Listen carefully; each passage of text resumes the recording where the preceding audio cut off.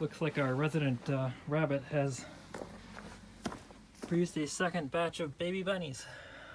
Look how tiny they are. They're not moving at all.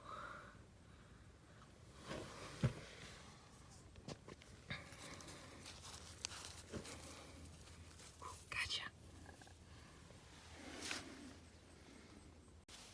Ha! I got two.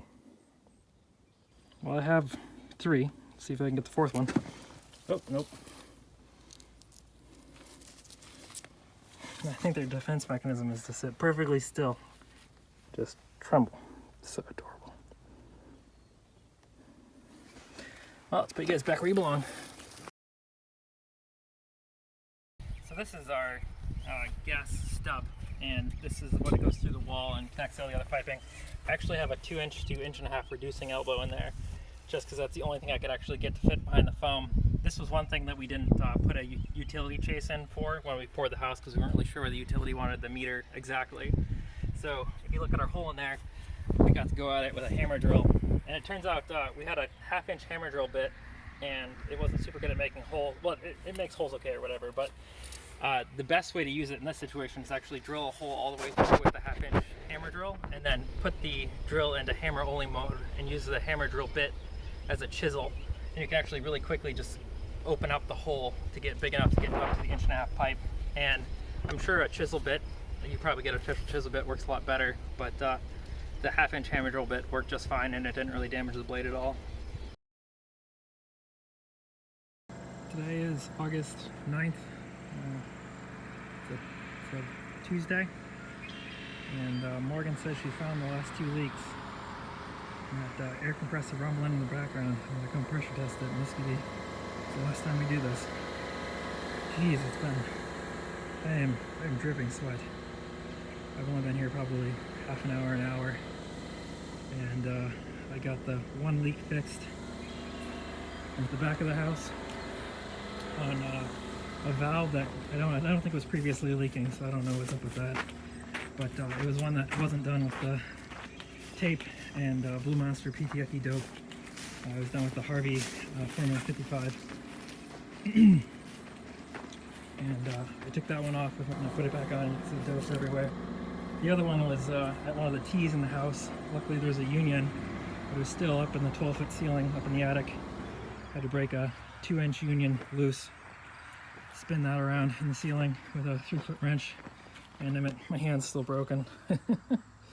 I still only have one hand to do it with. Got to be really careful not to slip and have to catch myself with that hand. I'll break my finger again. But I got up there, I got it done, and I'm thinking we're done here. I'm thinking this will be the last time. So the air compressor shut off. I'm gonna run in there and take that outside and pressurize the system up to 30 psi. And come out here tomorrow morning, and it's gonna be 30 psi. Here we are doing the last pressure test with my dual compressor. I've done this so many times now that I've made a whip so that I don't have to drag the big hose out there. I can just fill it up with this little guy. So here we go. Takes forever because the system is just so big.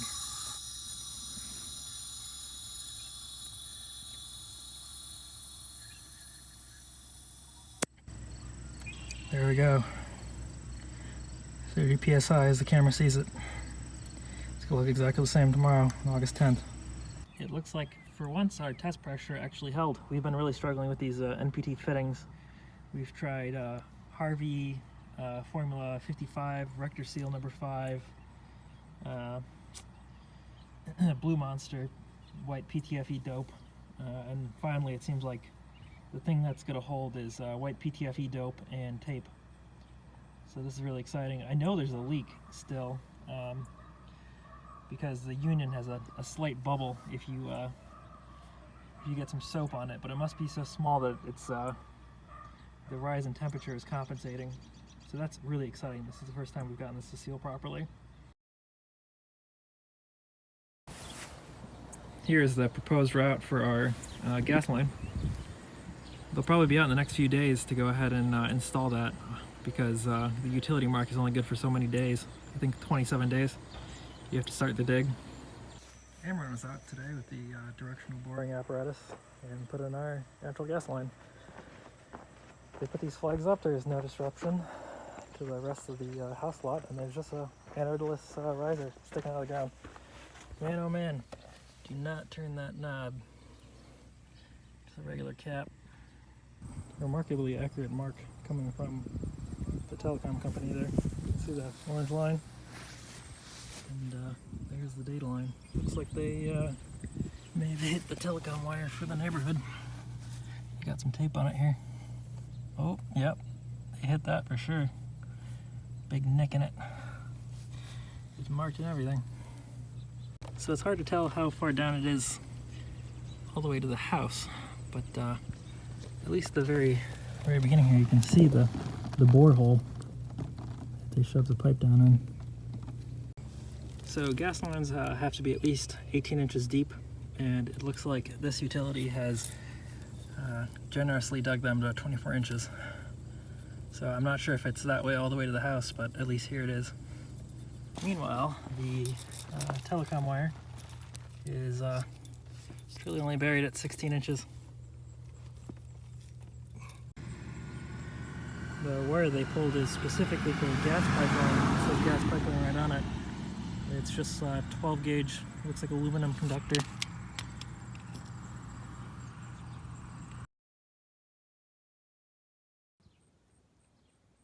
Today's July 26th, and the utility's been out to hook up our utility power.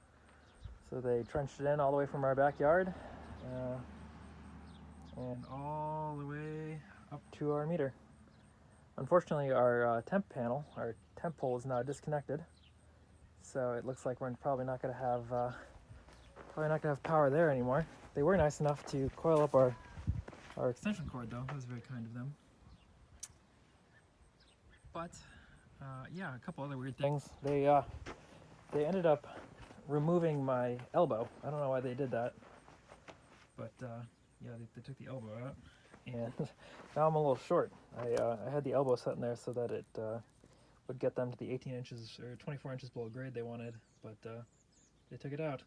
They also did not set the expansion coupling.